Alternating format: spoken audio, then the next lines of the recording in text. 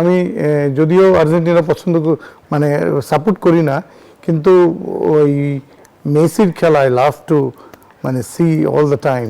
আমি সব সময় আমি যে প্রত্যেকটা মেসির খেলা আমি দেখার চেষ্টা করি। ওর এত সুন্দর ড্রিবলিং, এত সুন্দর মানে তার ফিনিশিং, আমার মনে হয় না আমি দেখি নাই এরকম প্লেয়ার, নিশ্চয়ই এরকম খেলা আর কখনো দেখিনি। সো আমার মনে হয় সুযোগ আসবে, সুযোগ কাজে লাগাতে হবে। রোনালদো, আমি জানি না যে ওদের টিম কম্বিনেশন যেটা বলেন এবং একটা ডিসিপ্লিন, একটা প্লেয়ারের সাথে যে এক এক প্লেয়ারের সাথে এক একটা টিম বন্ডিং যেটা বলে যে কেমিস্ট্রি, ওই কেমিস্ট্রিটা এখন পর্যন্ত চোখে পড়ছে না। অলরাইট দর্শক, আপনারা নিশ্চয়ই আজকে ম্যাচ দেখেছেন। 3-1 গোলে জর্ডানকে হারিয়ে কিন্তু শেষ 32-এ কিন্তু পৌঁছে গেছে আর্জেন্টিনা। অন্যদিকে ব্যাকবল আর রোনালদো কেন জানি আজকে নিষ্প্রভ ছিল, তাকে খুঁজে পাওয়া যাচ্ছিল না। তিনি কি জেনে শুনে আসলে আর্জেন্টিনাকে সেই কোয়ার্টার ফাইনালে অ্যাভয়েড করার জন্য কি আজকে ড্র করলেন? সবকিছু জানবো আজকে অনেক জমিয়ে গল্প করব। আমার সঙ্গে কিন্তু দুইজন বিশেষ অতিথি আছেন। আমার সঙ্গে কিন্তু আজকে আছেন বিপ্লব ভট্টাচার্য, সাবেক ফুটবলার, যিনি কিন্তু বেশ কিছু রাত ঘুমাননি, কেননা তিনি ওয়েট করছিলেন কবে আমার সঙ্গে শো করতে আসবেন এবং আমাকে তিনি কিছু কথা শোনাবেন। এই জন্য কিন্তু তিনি আজকে চলে এসে রাগে ফুসতে ফুসতে। এবং আমার সঙ্গে কিন্তু আরেকজন আছেন, আমার সঙ্গে আছেন একজন ফুটবল ভক্ত, আমার সঙ্গে আছেন আমাদের মিঠু ভাই। তো সবাইকে ওয়েলকাম জানাচ্ছি। স্বজন সিপিভিসি প্রেজেন্ট বিশ্বকাপ উন্মাদনা পাওয়ার্ড বাই স্বজন মেটাল। চলুন চলে যায় আমাদের আড্ডাতে। দাদা, আপনি তো অনেক দিন ঘুমাননি, আমি বুঝতে পারছি আপনার খেয়ে পেটে আজকে চলে আসে, আমি জানি তো। শুনো, আসলে কি মানে আর্জেন্টাইন ফ্যানরা সবসময় টিচ করতে পছন্দ করে, আর আমার কাছে মনে হচ্ছে যে আমি অনেক রাত ঘুমাইনি, তুমিও নিশ্চয়ই ঘুমাওনি, কারণ তোমরা অপেক্ষা করছিলে যে স্পেন কোনো পরে যায় কিনা নকআউট স্টেজে, বা উরুগুয়ে পরে যায় কিনা। ওকে, দিন শেষে ক্যাপ ভার্দেকে পেয়েছে, মনে হয় অনেক হ্যাপি। সো লেটস সি, আমরা অপেক্ষায় করছি এই ক্যাপ ভার্দে যেই পারফরম্যান্স আমরা দেখেছি। কেপ ভার্দের নতুন ফ্যান দর্শক, এখন কিন্তু কেপ ভার্দের নতুন ফ্যান দেখা যাচ্ছে, new fan in the city. এছাড়াও দাদা, আমরা শুনলাম যে আপনারা নাকি এখন আরেকটা দলের সাপোর্টার, মানে সেটা কোনটা? পর্তুগাল ব্রাজিলের পর এখন নাকি একজন ঘানার একজন তান্ত্রিক এসেছেন, যে নানা ধরনের আসলে আপনি ওরিড হচ্ছেন কেন?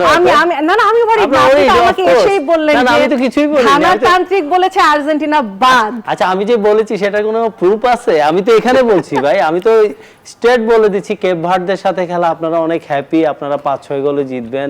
সো লেটস সি, আমরা সামনের ম্যাচটা দেখব। আমি একটু মিঠু ভাইয়ের কাছে যাই।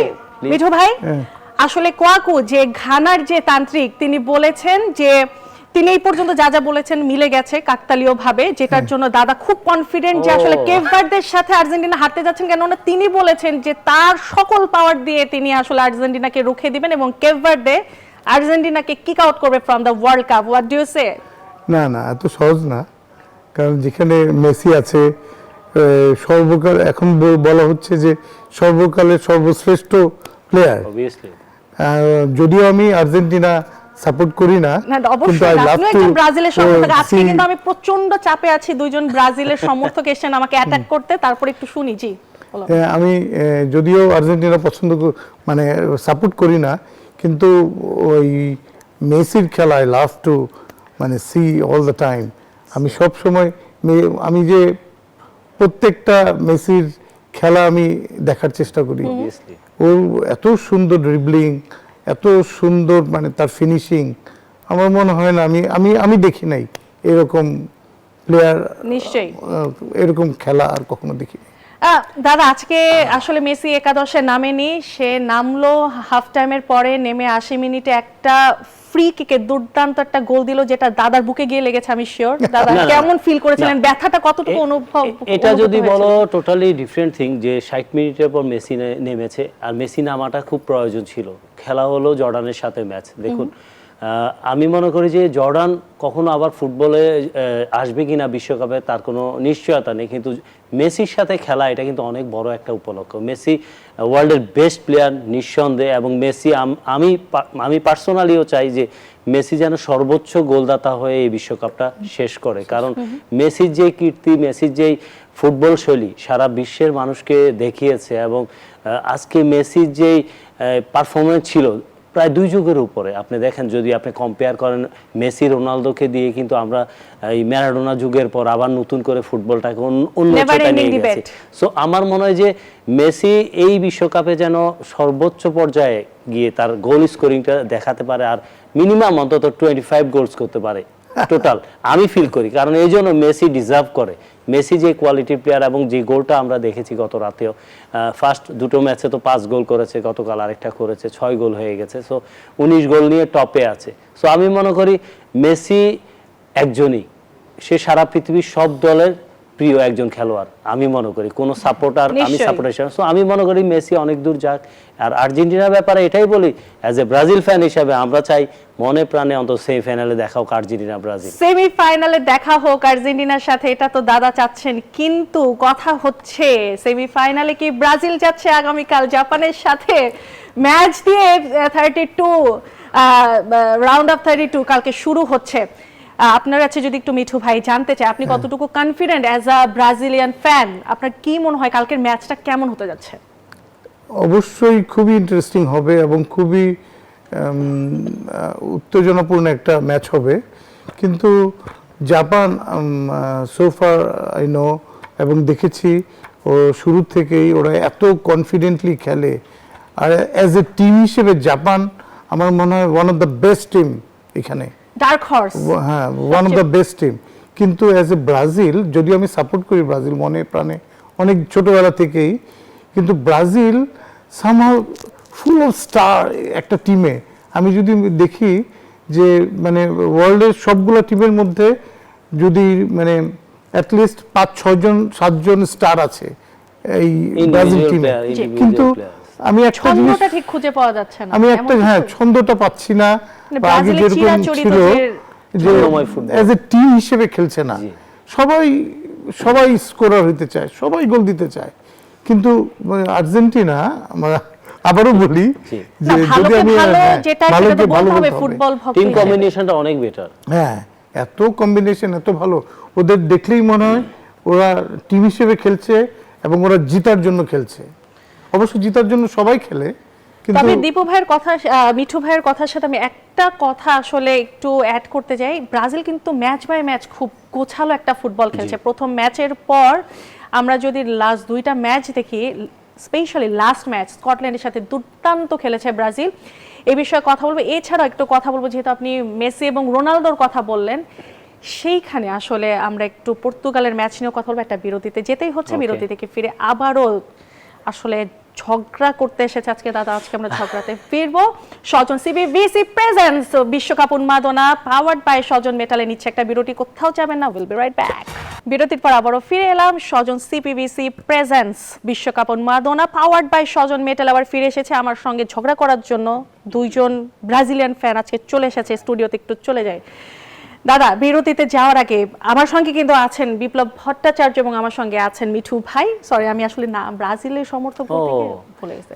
আচ্ছা, একটু যদি আপনার কাছে একটু জানতে চাই, আম ব্যাক, রোনালদো লাস্ট ম্যাচে উজবেকিস্তানের সাথে গোল করে কিন্তু এই কথা বলেছিলেন। আজকের ম্যাচে যখন তাকে সবচেয়ে বেশি প্রয়োজন ছিল, তিনি ওপেন নেট মিস করেছেন এবং কলম্বিয়ার সঙ্গে যেভাবে ড্র করলো, সবচেয়ে ডেপথ মানে মিডফিল্ডে সবচেয়ে মানে লাক্সারি একটা টিম হচ্ছে পর্তুগাল। এই পারফরমেন্স কি বলবেন? শুনুন, কাগজে কলমে যদি আপনি বেস্ট টিম বলেন সেটা হবে না, মাঠের পারফরমেন্সটা আসল। আপনি যদি কিন্তু কেন করতে কলম্বিয়ার টিমটা যদি দেখেন, অ্যাজ এ টিম কলম্বিয়া অসাধারণ ফুটবল খেলেছে, হামেস রদ্রিগেজও খেলে ওর নেতৃত্বে। সো আমার মনে হয় যে কিন্তু পর্তুগাল টিমটা আমরা যে হাইপ নিয়ে বিশ্বকাপে এসেছে, যারা আপনি মিডিয়া থেকে শুরু করে প্রত্যেকটা জায়গায় ওদেরকে নিয়ে এত বাড়াবাড়ি কথা বলেছে, সেই পারফরমেন্সের ছিটে পোটাও কিন্তু এখন পর্যন্ত আমার কাছে মনে হয় নাই দেখাচ্ছে। আর রোনালদোর কথা বলবো যে হ্যাঁ, 2টো গোল করেছে আপনার অবভিয়াসলি ইয়ের সাথে, উজবেকিস্তানের সাথে, কিন্তু আপনি ম্যাচ বাই ম্যাচ যখন আপনার ছোট দল থেকে একটু স্ট্রং দলে পড়বে, তারা কিন্তু জায়গা দিবে না, সুযোগ দিবে না। সো আমার মনে হয় সুযোগ আসবে, সুযোগ কাজে লাগাতে হবে। রোনালদো, আমি জানি না যে ওদের টিম কম্বিনেশন যেটা বলেন এবং একটা ডিসিপ্লিন, একটা প্লেয়ারের সাথে যে এক প্লেয়ারের সাথে এক একটা টিম বন্ডিং যেটা বলে যে কেমিস্ট্রি, ওই কেমিস্ট্রিটা এখন পর্যন্ত চোখে পড়ছে না। বিশেষ করে কেন জানি দূরত্ব মনে হয় বোঝাপড়া, তাদের রোনালদোর মধ্যে সাথে একটু একটা অন্তর্কোন্দল মনে হয়। একটা মনে হচ্ছে, যেমন আমরা উরুগুয়ের কথা বলবো, উরুগুয়ে টিমটা এত ভালো খেলার পরও রেজাল্ট পায়নি, সো আমার Same reason. সেম রিজন হলো পর্তুগালের এই টিমটার মধ্যে। সো আমার মনে হয় যে সামহাও ওদের এই জায়গা যদি কাটিয়ে উঠতে না পারে পর্তুগাল, তাদের বেস্ট তাহলে তারা পর্যায়ে পারফরম্যান্স সাফার করতে পারবে করবে। না। একটু যদি মিঠু ভাইয়ের কাছে যাই, ঠিক যেমনটি বলছিলাম যে আপনার কি মনে হয় যে উইথ রোনালদো বেশি স্ট্রং পর্তুগাল আর উইদাউট রোনালদো বেশি strong Portugal? What do you think?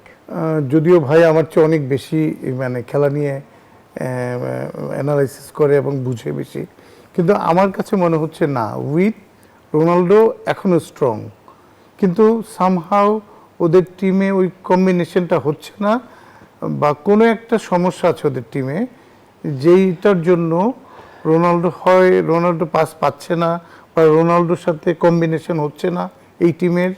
কিন্তু কিছুদিন আগ পর্যন্তও দেখেছি রোনালদো আল লিগে নাসেরে আল নাসেরে অনেক ভালো খেলছে, এবং সে ওইখানে ও টপ স্কোরার, অনেক গোল করছে। অনেক গোল করছে, লিগ ভালো আর খেলছে। বিশ্বকাপের মধ্যে বিশ্বকাপের মধ্যে আলাদা। অনেক তফাৎ আছে, এবং মার্টিনেজ সম্ভবত রোনালদোকে সাব করার যে ক্ষমতাটা সেটা কি অনেকটা হারিয়ে ফেলেছেন বলে মনে হয়, যে তাকে একেবারেই সাব করানো হচ্ছে না। দেখুন দলের আসলে প্রয়োজনেও।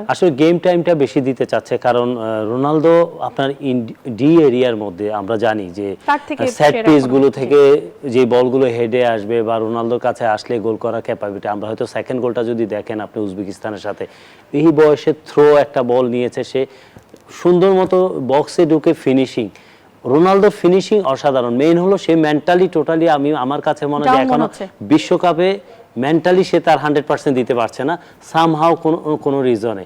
এছাড়া যদি রোনালদো আপনি গোল করার পর তার যে ক্রেজিনেস গোলের জন্য এবং ক্ষুধার্ত থাকে, সো এই রোনালদোকে আমার কাছে খুঁজে পাচ্ছি না। এই জন্যই মনে করি যে লাস্ট নেক্সট ম্যাচে আবার পাওয়া যেতে পারে। হতে পারে, অসম্ভব কিছু না, নিশ্চয়ই। নকআউট স্টেজে অবশ্যই পেতে পারেন, কারণ ওইটাই তো ধরেন একটা ম্যাচ, নকআউট স্টেজ মানে একটা ম্যাচ, একটাই এখানে আপনার match, জিততে হবে যত কিছু Do or die, ওই দিনই শেষ, ওই দিনই ডিসাইড হয়ে যাবে যে আসলে সেটাই। কে যাচ্ছে। আবারও যদি একটু ফিরে আসতে চাই ব্রাজিলের, যেহেতু কালকে ম্যাচ, এবং জাপানের কোচ কিন্তু একদম সরাসরি বলেছেন যে তার কাছে বিশ্বের এখন সেরা টিম আর্জেন্টিনা।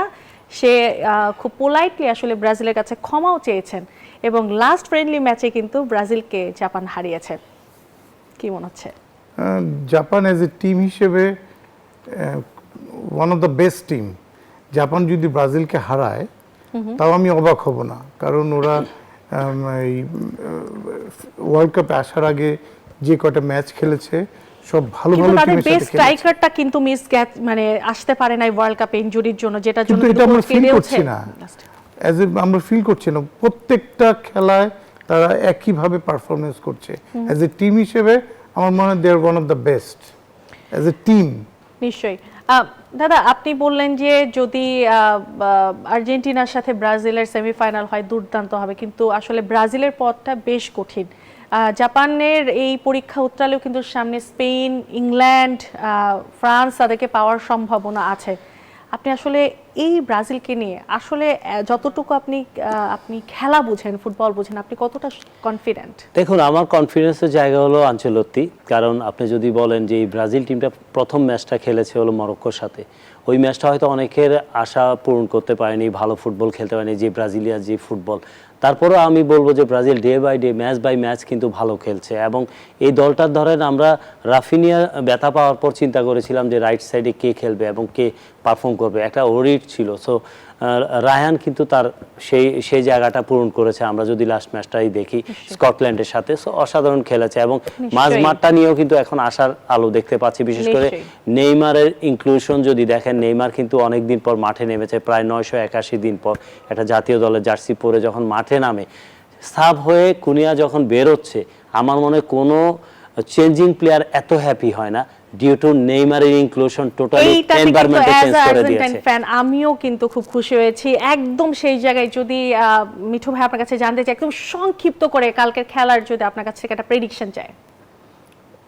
আমি এক্সপেক্ট করব ব্রাজিল জিতবে, কিন্তু কালকের খেলাটা হবে ওয়ান অফ দ্য বেস্ট। 50-50 রাখছেন আপনি। দাদা ছোট্ট করে একদম, আমার হাতে সময় নেই। 2-0 করে জিতবে ব্রাজিল। 2-0 গোলে জিতবে ব্রাজিল। মিঠু ভাই বলেন 50-50। আপনাদের দুইজনকে অনেক ধন্যবাদ আজকে এখানে এসে আমাকে সময় দেওয়ার জন্য, এবং দাদা আপনাকে স্পেশাল ধন্যবাদ যে আর্জেন্টিনা জেতার দিন আপনি এসেছেন আমার সাথে থ্যাংক ইউ ভেরি আসলে মাচ। ডিবেট করার জন্য।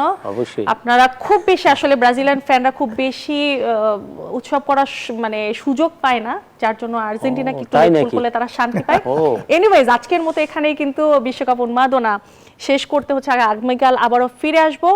স্বজন সিপিভিসি প্রেজেন্স বিশ্বকাপ উন্মাদনা পাওয়ার্ড বাই স্বজন মেটালে আজকেই বিদায় নিচ্ছি।